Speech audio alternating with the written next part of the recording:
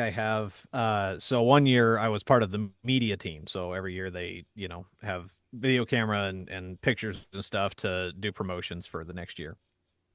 And I was the cameraman that year, so I would just go around different events, record different things going on, kids having fun, all this other stuff. And I was at the paintball field that day, and I had the helmet on and I had the camera, and people knew I was out there. Like the kids knew I was out there wandering around. But I was up on top of this hill and doing just kind of a panorama of the field. I don't know who it was. I don't know where it came from, but I'm just standing there, and some kid got me in the sweet spot. Oh boy, the sweet. You talking Yeah, about the sweet spot? Sweet spot? yeah, Oh, yeah. that's Just fun. full on, just and yeah, that laid me out for a couple minutes. That's I guess so. those poor Gentiles. Yeah, Yeah. yeah, it got me in the Nice Gentiles. recall. Nice recall. kids like trying to do that stuff. They like want to hurt the counselor. I don't know why, Hmm. but I was also one of those kids. I not on purpose. I accidentally busted a counselor's eardrum.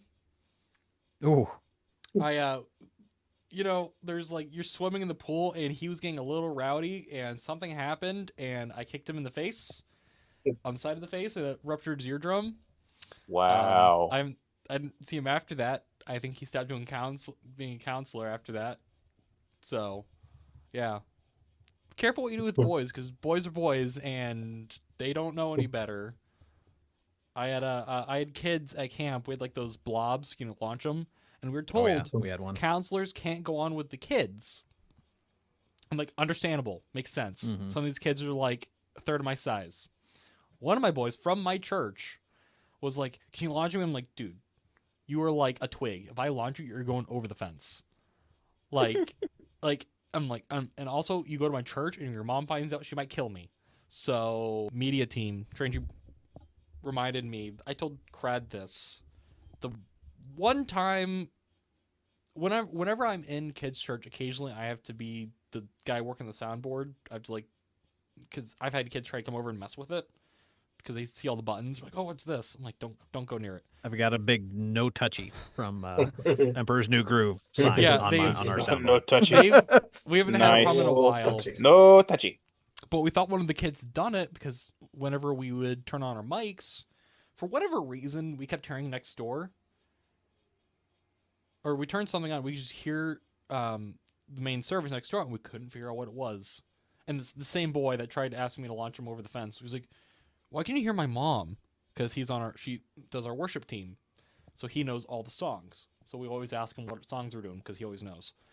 And we couldn't figure it out. It's like, oh, we're gonna do no mics. We're gonna do a micless service. For the kids. Come to find out, apparently, someone had taken down the speakers for some event, and something got crossed in the sound system.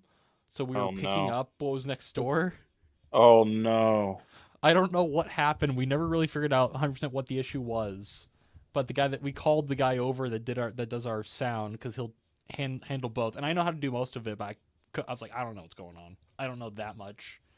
But that's the only time I'll do media. They've asked me to do it one at a time because my brother just didn't show up and no one can get hold of him.